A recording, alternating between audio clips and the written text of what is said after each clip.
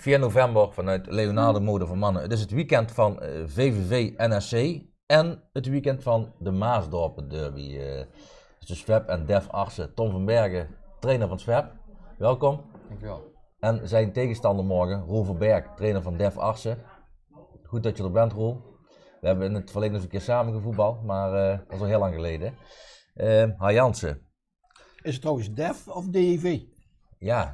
Ze zeggen DIV bij ons. Ja, Dan moet ik DIV zeggen. Ja, nee. Gelijk al de eerste fout in de uitzending. Ja, je wilde me een vraag stellen. VV NAC, daar ben jij vanavond? Nee, ik heb een verjaardag. Je hebt een verjaardag? Ja. Van wie? Ja, een goede vriendin van mij. Oké, een van je goede vriendinnen. Een van de... Berlusconi, ja. Berlusconi van Venlo. Ja, maar goed. Ja. Nou, dus je gaat niet kijken, maar VV NAC. Met VV heeft de laatste 3 wedstrijden verloren. En NAC won vorig jaar met 0-4 in de koel. En Tom van Bergen zei dan dat ik krijg een pak slaag vanavond weer van NAC. Zei je voor de uitzending. Kijk, wat je voor de uitzending zegt, moet je ook in de uitzending zeggen. Hè? Ik denk dat VVV het heel moeilijk krijgt, ja. Ja, een pak slaag, zei je. Dat zou zomaar kunnen. Dat zou zomaar kunnen. Wat denk jij, Roel? Ik denk dat NAC geen slechte ploeg heeft. En als je de laatste wedstrijden toch wat minder resultaten gepakt, alleen tegen Utrecht hebben ze een goede wedstrijd gespeeld dan, een goede eerste helft. Dan denk ik wel dat je die wedstrijd op voorsprong moet komen. Op voorsprong moet komen. Ja, als VV achterkomt denk ik dat ze het heel moeilijk gaan krijgen. VV gaat winnen. Ik denk dat NAC net zoveel schrik heeft als VVV, voor VVV als VVV van NAC. En VVV speelt gewoon goed. Ja, dat ze de laatste 3 keer verloren hebben. Dat is weer een reden om vanavond extra goed hun best te doen. Ja, maar speelt goed. Tegen ADO was de eerste helft gelijk opgaan. En de tweede helft werden ze van het kastje naar de muur gestuurd. Ja, klopt. Maar als je de bekerwedstrijd kijkt tegen Utrecht, hebben ze weer een goede wedstrijd gespeeld. Dat klopt, maar dan werd tegen Heracles. In potentie kunnen ze goed spelen. Ja, maar ja, goed, dat kan NAC ook. Dat kan... Ja, maar VVV speelt. Ja. Maar Daar gaan we het dadelijk even over hebben, want dat is net thuis. de Titanic. Spelen thuis. Dat is ook SVB. een voordeel. Ja, en VV. Wij gaan dadelijk eventjes... ik zit hier met 3 Blerenkenaren, hè. Ja, ik heb wel 10 jaar in Bleer gewoond, maar ik kom eigenlijk uit Venlo. Jij bent echt een Bleerkenaar? Ik kom uit het Vastenhavenkamp. Ja, goed. Daar gaan we het niet over hebben. Nee, maar hij ook. Ja. Jij niet, hè? Ik kom uit Hazekamp. Hazekamp. Ik kies altijd Hazenpad. Ja. Maar VV wint. Wat zeg jij? Niet, wint niet. Ik denk dat VVV niet wint. Ik denk dat het gelijk wordt. Jij denkt? Een nederlaag. Ik denk dat VVV... Gaat verliezen. Ik hoop dat VVV wint. Ja, nee, dat is wat anders als... als... heel moeilijk krijgen. Jij moet je goed opletten hier, hoor. Ja. Hij probeert je altijd in de val te lokken. Nee, ja, ik denk gewoon dat VVV het typische begin heeft gehad van een promovendus. Onbekend, veel punten gehaald in het begin. Dat zie je vaak in de eerste 5, 6, 7 weken. Ja. En daarna krijg je die ploeg het allemaal moeilijk. Nee, ik probeer niemand in de val te lokken. Als iemand wat zegt, dan moet hij dat altijd zeggen. Nee, maar ik probeer een beetje bij Rolles sidekick. Ja, dat dacht ik. Moet je direct kwaad worden. Wat vind je zelf trouwens, Wat denk je zelf? Ik denk dat het een gelijk spel wordt en dan mogen ze heel blij zijn. NAC. VVV. Ja, NAC ook. Nee, dat zeg ik verkeerd. NAC niet, want NAC moet gewoon winnen, want die moet aansluiting krijgen. Ze moeten winnen dus. NAC Dat is moet wel- winnen, dat is wel een voordeel voor VVV. Ja. En als NAC wint, dan staat VVV er weer middenin. Hè? Ja, dat klopt. Het hangt allemaal bij elkaar om. Hebben ze geblesseerd, hè? Ja, Dekker en Opoku. En Stijn was weer aan het zeggen dat Pos en Promes twijfelgevallen zijn, maar daar is hij heel goed in altijd. Hij denkt dat de hele wereld meekijkt als hij de opstelling prijs zou geven. En als het goed is speelt Pos met een injectie en staat Promes er ook gewoon in. Ja, dat is wel te hopen, Ja. want die hebben ze nodig. Ja, jullie morgen. Gaan jullie naar VV vanavond? Ik ga naar VVV. Jij? Ik niet. Nee? Nee. Andere verplichtingen? En we gaan daar naar Fantasieland. Oké. Met de kinderen, dus Ja, misschien is het vanavond ook een Fantasialand in de koel, dat weet je natuurlijk niet. Dachten, hou jij daarvan? Nou, ik kijk er wel eens naar. Ik vind dat wel leuk als het een finale is, zo, weet je. En dan moet er wel een Nederlander meedoen. Dat is hetzelfde met racing. Ik kijk nu naar het racen omdat Max Verstappen meedoet. Jaren daarvoor keek ik daar nooit naar. Gaan jullie wel eens een pijltje? ik nooit. Ik probeer het wel eens, maar het is niet een van mijn talenten. Ik vraag dat we een nieuw item hebben. Intake van de week. Onze nieuwe partner en job. En daarin interviewde ik afgelopen donderdag Jerry Hendricks. En daar gaan we nu naar kijken. De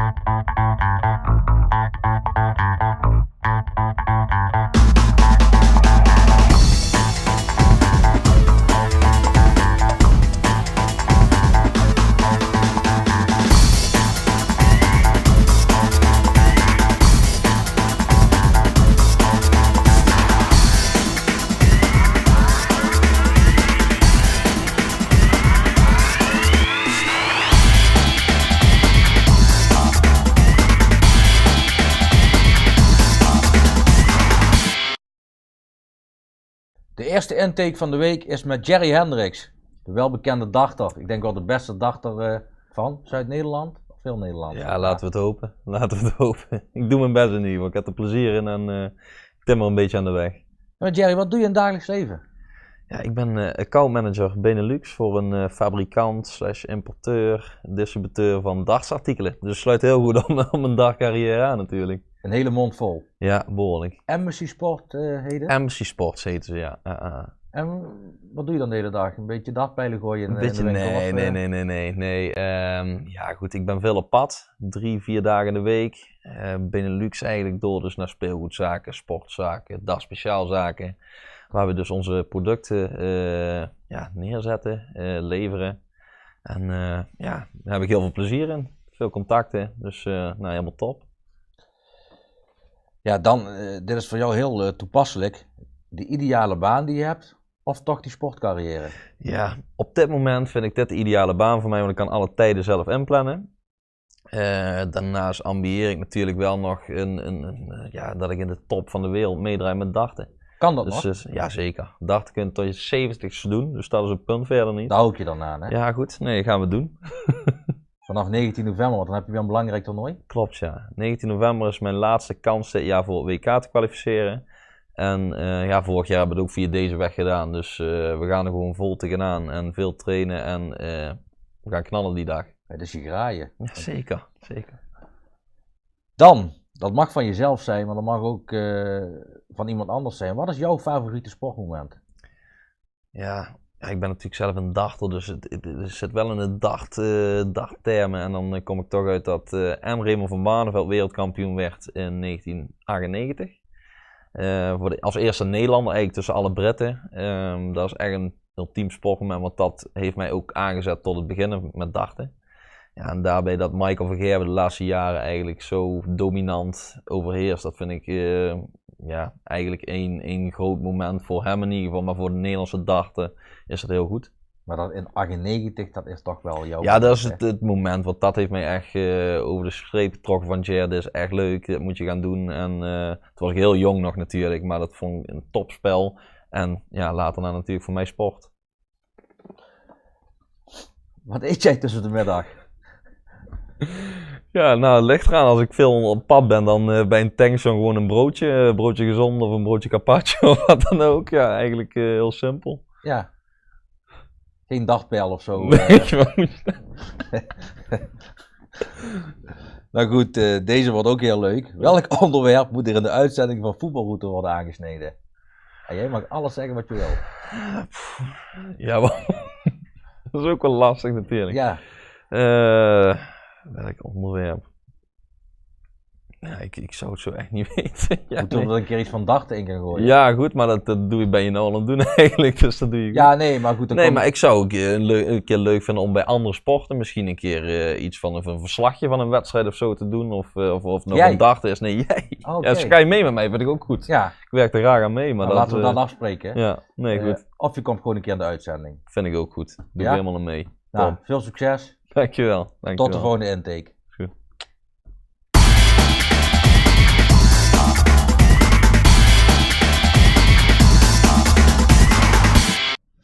Ja, Jerry Hendricks, ook een Bleerikenaar. Hij heeft tot zijn 6 in Eindhoven gewoond, daarna naar Blerik verhuisd.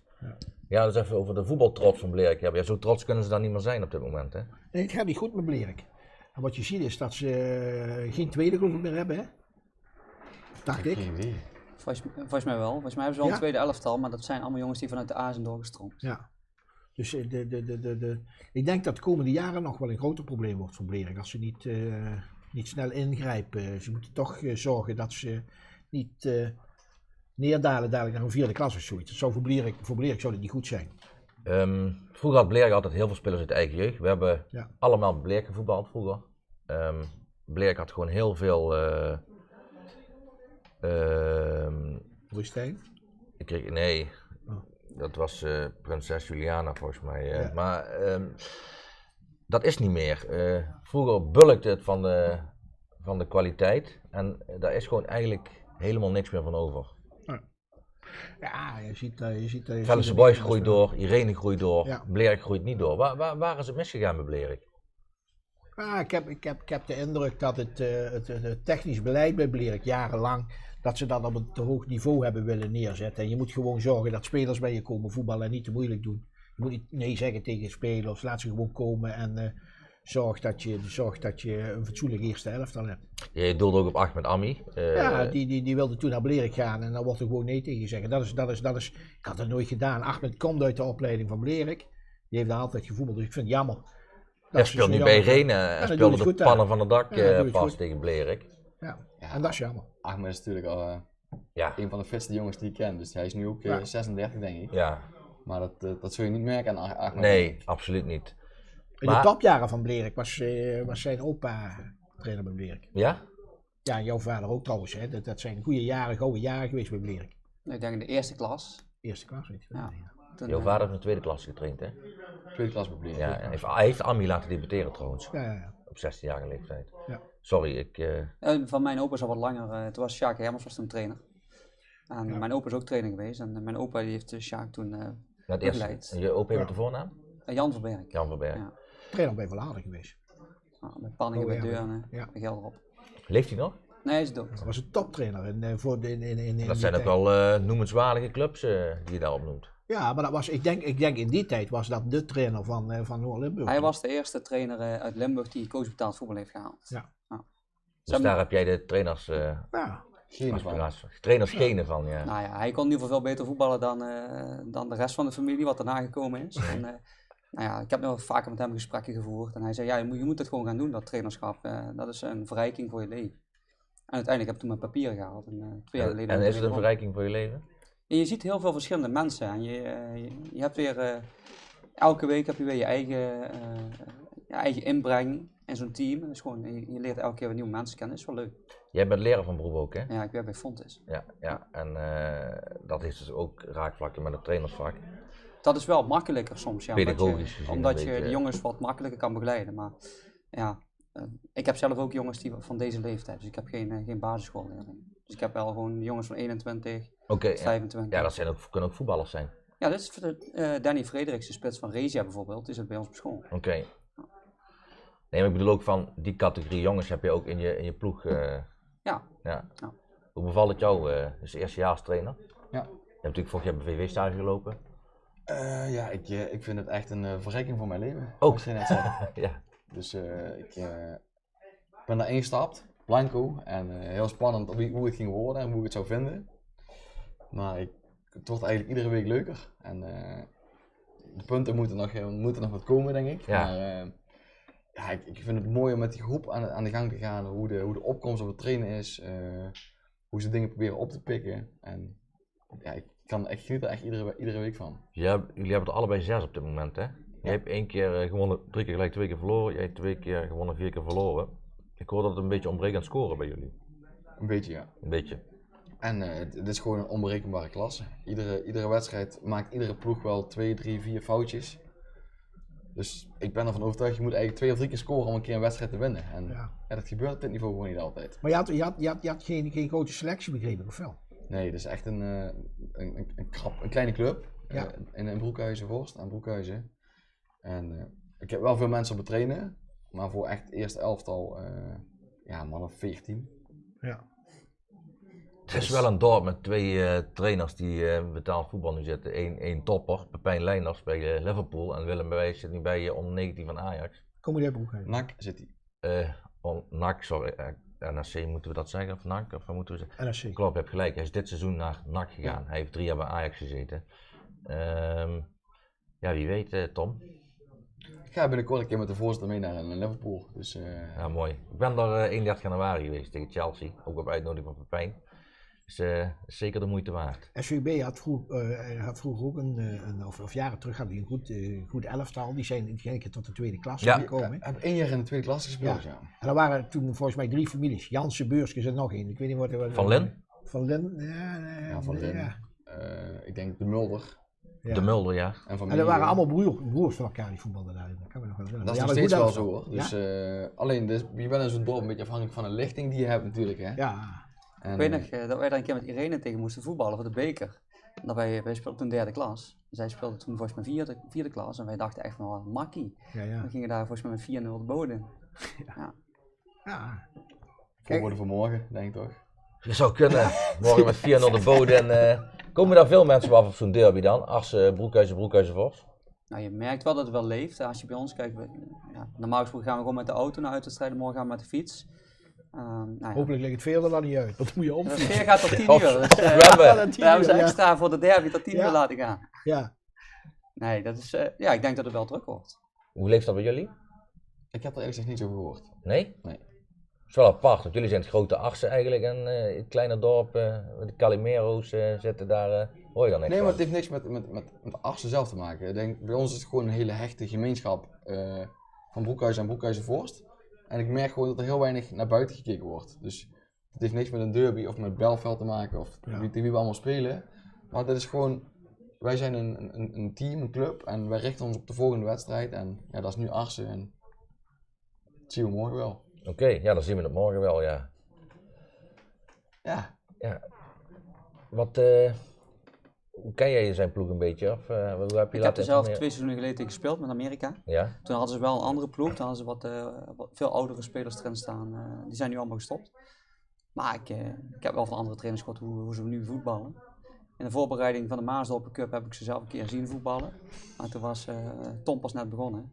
En wat werd het toen? Ja, toen verloren ze met 4-0 van Montagnards. Oké. Maar Ja, ik denk dat bij dat jullie geen in de klas, graadmeter is. Nee, die staan in de 5e klas. 5e klasse. Oh ja, sorry, klopt ja. Ik denk dat dat geen graadmeter is van hoe Swep er nu voor staat. Hoe staan hun ervoor, denk je? Ja, 1 plaats boven ons. Maar ook met 6 punten. Maakt hun 6 meer punten. doelpunten? Hun maken ook meer doelpunten. Nee, volgens mij niet. We hebben er 9 gemaakt. Dan hebben ze er 2 meer dan ons. In 6 wedstrijden is dat wel magertjes allemaal, heren. Ja, dat is gewoon een probleem dat we te weinig scoren. Maar Wat doen jullie daaraan? ik heb de hele week op afwijking getraind. Ja? Ja. Ah. Ballen tussen de palen schieten. Ja. Ik vind, als je geen bal tussen de palen schiet, dan, het klinkt heel erg, dan ga je weer iets zeggen over Cruijff of zo. Of, Weet ik niet. dan kun je niet scoren. Maar je hoeft niet alles aan de zijkant aan het centrum te schieten. Hè. Een keeper kan ook weer een fout maken. Ja. Laat de keeper maar eens een keer een bal pakken, zeg ik altijd. Dus, Gisteren was er een voetbalwedstrijd op tv, Sparta, heb je dat gezien? mhm. Die zijn in de tweede helft 1 keer. Sparta Heerenveen. Sparta Heerenveen, dat is gewoon voor 1 aanval geweest. Was ook 0-0, Tweede helft. ja. Ja. De Zo krijg je de stadion. de samenvatting, de tweede helft, die konden geen actie laten zien dat er op goal geschoten werd of zoiets. Maar, dan moet ik wel zeggen, en ik weet niet of Jules welk filmpje die gepakt heeft, maar we hebben dinsdag de move van de week hebben we het met Aaron Bastiaans gedaan. Die had een geweldige beweging in huis. Hij schoot hem niet altijd voor op een leeg doel raak. Volgens mij raakte hij een keer de lat. Toen kwam die bal ook nog terug, zag ik, hè? Ja, die kwam ook nog terug en die lag in Duitsland toen. Dan Ja. gaan we eens naar Aaron Bastiaans kijken. De move van de week.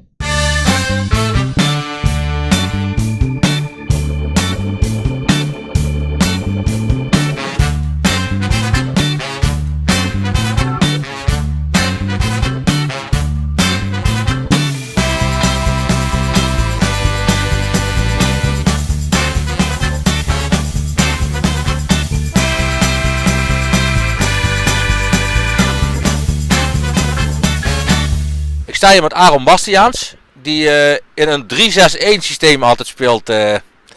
Als? Linker voor, links voor eigenlijk. Ja, linker aanvallende middenvelder. Ja, dus je bent gewoon een linksbuiten eigenlijk, hè? Want Die dat zag ik veel naar net. binnen komt. Linksbuiten die veel naar binnen komt. Oké. Maak je veel doelpunten? Ja, ik sta nu op 6 doelpunten uit 7 wedstrijden volgens mij. Dat is netjes. Dus bijna 1, dus daar ben ik best tevreden mee, ja. Bijna 1 op 1, ja. Ja. Wat ga je ons dadelijk laten zien? Een akker achterlangs, die ik in de wedstrijd niet echt doe, maar ja, gewoon op het pleintje wel eens doe. En ik denk als ik die doe, dan als hij lukt dat de verdediger geen kans heeft. Dan wil ik dat jij hem zaterdag tegen Excelsior Maassluis ook gewoon doet. We gaan nu eerst kijken hoe hij dat tegenover zijn teamgenoot Joël gaat doen.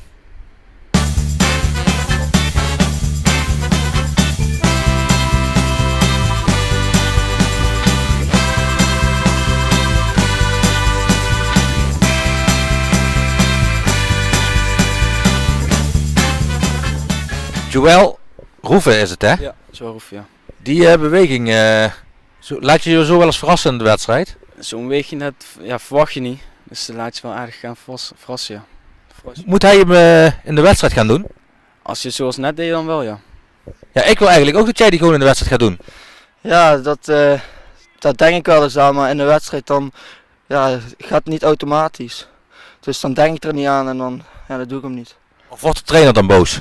Als hij mislukt, denk ik het wel, maar op dat moment als hij lukt dan is het natuurlijk geweldig. Ja, maar als jeugdspeler mag je juist dat soort dingen proberen en kunnen er dingen mislukken. Dus zeg maar tegen die trainer dat hij niet boos moet worden. Nee, zal ik doen. Wie is jouw trainer? Joop Oosterveld. Joop, hij doet hem gewoon en niet boos worden.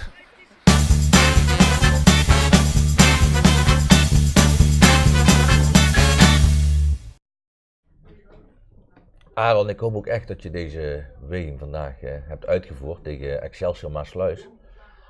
Dan moet je tegenstander wel in de kant gaan, zeg ik. Oeh, dat was een beweging. Ja, nou, we zijn daarover aan het discussiëren van die verdediger moet meer gaan doen, vinden veel mensen. Maar dan gaat het ten koste van dit is een beetje om de beweging. Dit gaat om de actie. Ja, vind ik, hè. Ik bedoel, maar dat wil niet zeggen dat dat zo is. Moeten die verdedigers meer gaan doen? Of moeten we die beweging gewoon laten zien? Die beweging laten zien. Ja, toch? Ja. Ik vind persoonlijk dat je ook die verdediging moet laten zien. Omdat binnendoor passeren op de 16 meter kan echt niet. Ik zag gisteren een hele mooie beweging. Heb je die gezien? Wie heeft Sparta gezien tegen? Nee, heb jij ook niet gezien? Hij zei net dat het niet normaal te zien was. Nee, En nu zegt hij, ik heb zo'n een geweldige speler, ik weet niet meer wie het was, daar ging een speler de hoek in. En op een gegeven moment zaten er 2 man bij hem. Ja, er zaten 2 man bij hem. En toen hakte hij hem. En die 2 die bleven allebei achter. En ik ging fijn mee op doel. Maar ja, dan voorin werd er weer niks mee gedaan. Hebben wij een bal hier, dan kan je het even voordoen misschien. Was Eudegaard. Ja, dat is dingen. Was het Eudegaard? Ja, Ah. de huurling van Real Madrid. Goed. Hebben VVV er ook eentje van, hè? Van Real Madrid. Ja, was die Oh, eigenlijk? ja. Mink Peters. En Mink zit op de bank. Toevallig heb ik vanavond voor de wedstrijd met zijn vader nog even een onderhoud. Hoe het gaat met hem. Want het... Te raar, niet? Ja, Maurice Stijn wisselt gewoon heel weinig. Maar Ja, nou maar moet hij die- toch. Hij heeft nu wat nederlagen. Nu moet hij toch wat nieuwe mee. Het zou kunnen, ja, want... En Wakali. ja, Nakali, ja. Ja, ik vind het raar dat een jongen van Real Madrid niet speelt. Maar, Ja, hadden jullie er maar een paar van Real Madrid of niet? Volgens mij heeft Belveld iemand die bij Real Madrid in de jeugd heeft gespeeld. Ja? Een Spaanse jongen? Kevin Lopez. Is dat echt zo? nee, is onzin. Ja? Zijn vader heeft een jeugdschool, een voetbalschool die Real Madrid heet. En Ja, daarom zegt hij dat tegen iedereen dat hij bij de jeugd van Real Madrid gespeeld heeft. Ja, want dat vond ik ook wel een heel apart verhaal. En dat is een zoontje speelt het eerst volgens mij bij Belvelde. Ja, Dat is wel een goede voetballer. ja. Nee, oké, maar een goede Wel in de vierde voetballer klasse, hè? van, Ja, oké, maar van er zijn- Belvelde, die Nee, dat ooit is- bij Real Madrid, ik heb hem nog een jaar in Nettendaal meegemaakt. die jongen. Ja. Oké. Ja, Real Madrid gaat trouwens ook heel slecht mee. Ja. Verrassend toch? Iedereen had eigenlijk gedacht dat Barcelona achter zou blijven. dit Ja, dat jaar. had ik ook En, verwacht. Helaas staat Barcelona Hoezo helaas? dik bovenaan, omdat ik niks met Barcelona heb. Nee? Nee, nooit Ah, gehad. dat is jammer. Misschien spelen ze volgend jaar een aparte competitie. Ja, dat zou wel heel slecht zijn, hè? Voor iedereen. Ja, nee, Ach, Barcelona die moet doet gewoon in door Spanje de blijven Spaanse voetballen. competitie. Maar het gaat niet door hoor. Monaco doet toch ook mee in de Franse competitie, Ja. of niet? Ja, die zouden zelfs in het Italiaans kunnen spelen. Ja. Want dat schijnt een keer het geval te zijn geweest. Ja. Ja, daar zijn wel oplossingen voor. Ja. Hey, even terug naar Blerik nog, hè. Ja. Gaan die het redden dit seizoen of gaan die gewoon naar de derde klasse toe? Die hebben 5 gespeeld, 0 punten. En als je dan ziet naar de uitslagen 8-1, 4-0, 3-5. Ja, morgen pakken ze voor de eerste keer punten, denk ik. Ja. Ik hoop het ook voor Roy Schijven. Ja. Die gun ik niet, die gun ik geen degradatie. Ja. De rest ook niet trouwens. Nee. Maar het is, ja, Hebben jullie pas 5 gespeeld? Hebben jullie ook 6 gespeeld, 0 punten. 28 doelpunten tegen volgens mij? Ja. Ja. Ja, en dan kun je nog zo'n goede keeper hebben, maar als je achterin niks hebt staan, dan... of niks hebt staan. Te weinig Wie voor is de er weg? tweede Robert Willems is er weg. Sander Lenders is weggegaan vorig jaar. Gary Hij is al Rauwman een is paar weg. jaar weg, Sander Anders. 2 jaar nu. 2 jaar. Dit is het tweede Maar seizoen. het Het wegvallen zijn toch 3 van... belangrijke spelers. Ja, maar het wegvallen van... Yusuf Bahari is geblesseerd. Ja. Ja, en Schijven weg. Of, weet je, die we net noemden, die speler. Nee, daarvoor. Wie noemde je? Robert.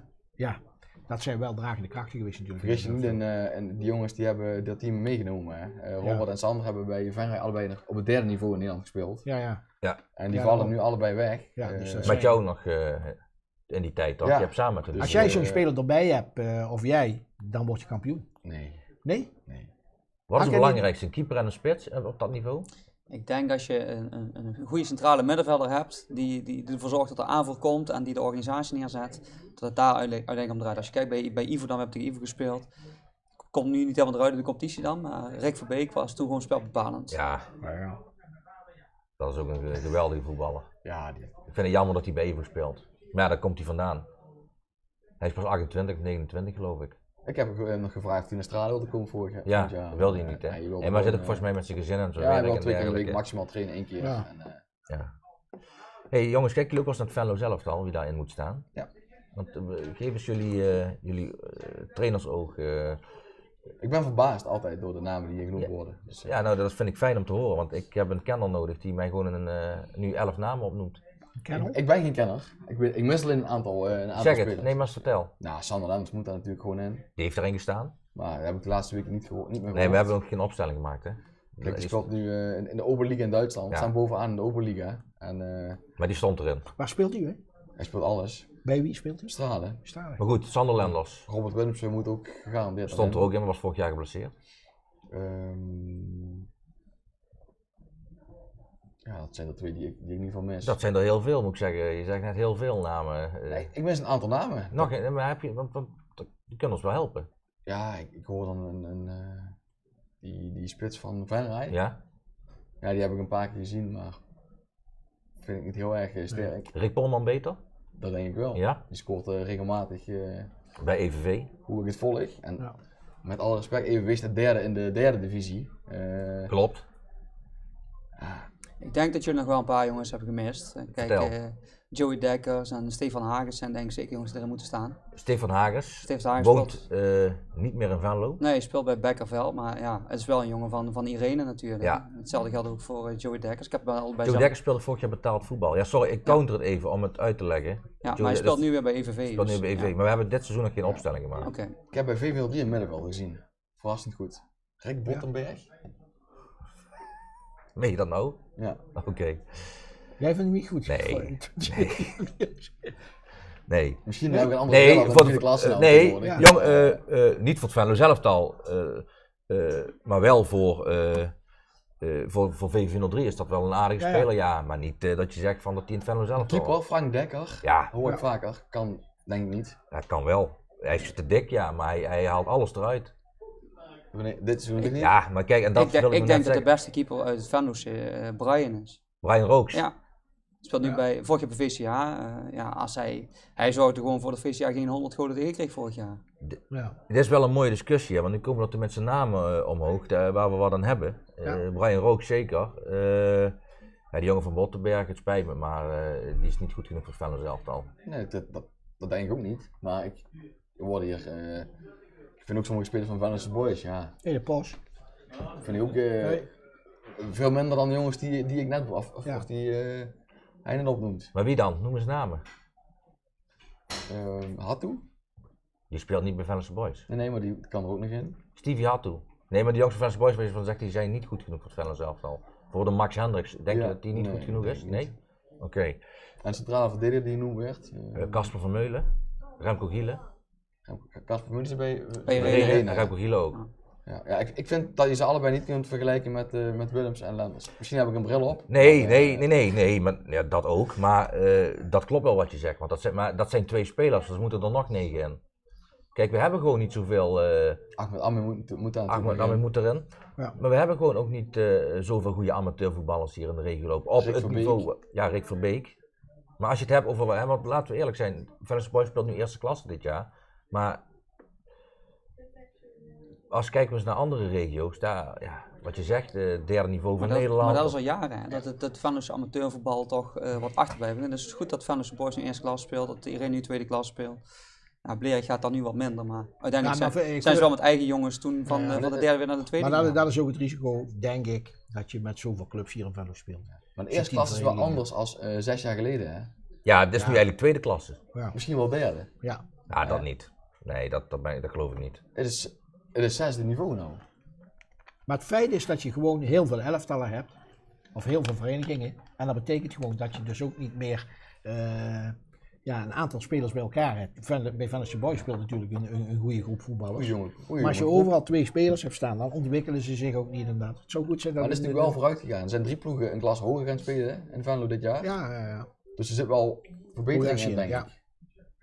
Ja, te weinig nog. Maar gelukkig wel, want natuurlijk, die ploeg is allemaal gepromoveerd. Daar ben ik heel blij om. Alleen, het kan nog beter. Ja, of kan dat wel? Ik ben van opvatting dat je in een gemeente als Venlo 1 goede ploeg in Tegelen moet hebben zitten. Een goede ploeg in Venlo en een goede ploeg in Blerik. Eens. En die vereniging moet elkaar eens aandurven te kijken en zeggen van laten we clusteren, Dat is goed voor de jeugd, dat is goed voor de kwaliteit, dat is goed voor de beheersing van de clubs. Het heeft alleen maar voordelen. En dan kun je op een aantal plekken een paar goede sportaccommodaties neerzetten waar mooie hoogvelden zitten met tribunes, met licht. Het heeft alleen maar voordelen. Maar voetbal is emotie en die staat in iedere wijk of ieder dorpje meent dat hij een eigen... Maar nu zijn er wel meer jongens die ook in het eerste willen spelen. Hè? Ja, nee, dat klopt. En die kunnen dan nu bij VVV 03 in het eerste spelen of bij het Venlo. Zoals bij Bottenberg. Dat heeft ook... Maar die speelde bij de Boys bijvoorbeeld in de tweede. Ja. Ja, dat wist ik niet, maar is hem in mijn klas opgevallen als eigenlijk een van de betere spelers. Oh, maar jongens, maar als je dan naar de A-jeugd kijkt, dan zie je dat er heel veel verenigingen geen A11 en geen A11. Dat is het probleem. Maar denk jij... maar daar begint het al. Hè? Ik bedoel, er is niet alleen dat we hebben het nu over het eerste elftal, maar dat is natuurlijk breed getrokken, die hele vereniging. En je moet gezonde, grote verenigingen hebben. En dan kun je ook met Brabant je gaan meten, want anders kunnen we ons nooit meten met die Brabantse clubs. Maar ik denk dat het begint met investeren in je jeugdopleiding. Ik woon nu in Zevenen. Als je daar kijkt bij Sparta, bijna alle jeugdopleidingen, de A heeft 2 teams, de B heeft zelfs 4 teams. Ja. En goede leiders erop zetten en gewoon een goed jeugdbeleid en je krijgt vanzelf een goed elftal. Die spelen ook tweede klas. En voor zo'n kleine vereniging is dat gewoon heel goed. Maar dan heb je geen andere keus. Ja. Iedereen in de Zevenum gaat bij Sparta voetballen. Nee, er zijn jongens die worden weggehaald door Wittehorst, er zijn jongens die worden weggehaald door Venray, er wordt echt wel aangetrokken. Nee, maar in eerste instantie gaan ze wel vanuit Zevenum en hier moeten ze vanuit Venlo naar Kwiek. Oké, maar nog steeds, als je uit Blerik komt, ga je of bij HBC voetballen of bij Blerik. Ja, of Visje, ja. Ja, oké, maar in de jeugd... maar dat moet gewoon bij elkaar. Ja, Visje, ja goed. Ik ken die sentimenten allemaal niet zo goed. Nee, maar dat is toch allemaal vals. Maar als je dat even wegstreept, hè, en je haalt die sentimenten even weg, dan is het toch veel beter dat je 1 goede club in Blerik hebt en 1 goede vereniging of 2 verenigingen in Venlo. Dat is toch, kijk, als je ziet dat in Tegelen 2 clubs met de rug tegen elkaar liggen, dan kun je toch geen sterke vereniging van maken. Daar is toch niemand mee gebaat. Nee, maar of daar 1 sterke vereniging van te maken is, dat vraag ik me af. Maar toch denk ik dat het ook wel prettig is dat je gewoon, wat er net gezegd werd, jongens die dan niet in het eerst kunnen spelen, kunnen bij een andere vereniging wel weer ontplooien. En als je dan goed ontwikkelt, kun je uiteindelijk op hoger niveau komen te spelen. Ja, maar als je dan nog heel even kort, als je dan naar die A-jeugd kijkt, dan zie je dat op bepaalde plekken kunnen ze geen A-elftal formeren. En je zou bij clustering wel A-teams kunnen hebben. Dan heb je, de aanwas komt er daar weer. Er is een hele grote groep die dus niet kan voetballen. Er zijn veel te veel redenen om tegenwoordig in de A te stoppen met voetballen. Ja. En waarom jongeren gewoon zeggen, ja, ik ga fitnessen of ik ga... Of je moet vakken vullen. Jongens, er is toch ook niks mis mee als in de A gewoon combinatieteams worden gemaakt. Ja. Kijk, bij Metrek Amerika hebben ze gewoon een combinatieteam in de A. Bij Swap volgens mij spelen ze met Sporting en... Op Seel is Swap nu met 4 clubs samen in de jeugd. Kijk. Broekhuizen Voorst, Zwolle en Tienderij. Ja, bij DEV is dat ook. DEV doet met LOM samen in de jeugd. Ja. En zo hou je wel gewoon dat er elke lichting nog gewoon genoeg spelers heeft. Ja.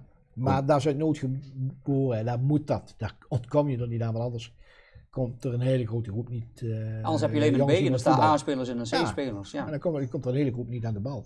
Goed, bedankt dat je me even meehelpt. We zitten tot de tijd heen. Nee, maar ik denk, ik neem het even over. Nee, maar als er een beetje diepgang moet komen... Nee, daar heb je gelijk in. Nee, maar we nemen allemaal namen mee, ook die van die jongen van 03, 4e klasse.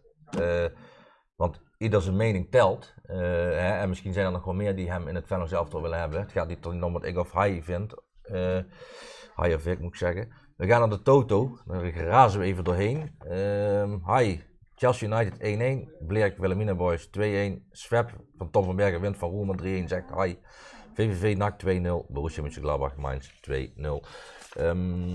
Hebben wij Joep Windels. Wie is dat? Die heeft die friet.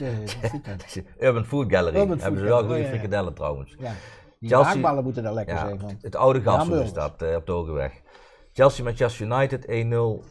Blerik Wilhelmina Boys 1-3. Swep Def 1-2. VVV NAC 2-0. Borussia Mönchengladbach tegen Mainz 3-0.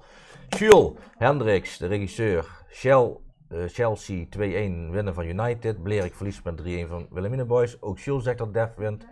DEV wint van Swep met 1-2. VV NAC 2-0. Borussia Mönchengladbach Mainz 3-1. Marco, de nummer laatst van de ranglijst. Chelsea United 2-3. Blerik Wilhelmina Boys 2-1. Swep wint van Assen met 2-0. VV NAC 3-1 en Gladbach Mainz 2-0. Ik denk dat Heel Marco volgende week opnieuw onderaan staat. Chelsea. Chelsea. Die goed. Ja, Nou komen ze. nee, maar goed, ik heb 48 punten. Joep heeft er al 41, dus ik moet oppassen. Ik denk dat mijn club niet wint van mijn favoriete trainer, Chelsea United 0-1. Blerik Wilhelmina Boys 0-4. Ik kon niet kiezen tussen de heren van Bergen en Van Bergen, dus heb ik een mooie 3-3 ingevuld. Maar aangezien ze allebei het net niet kunnen vinden, zal het wel eerder 0-0 worden. VV NAC 2-2 en Gladbach Mainz 1-1. Dat was hij. Nou, bedankt voor de diepgang en voor de tips. En voor jullie aanwezigheid ook om over alles mee te praten. 0-0 wordt het niet. Nee? Oké. Kan ik me niet voorstellen. Oké.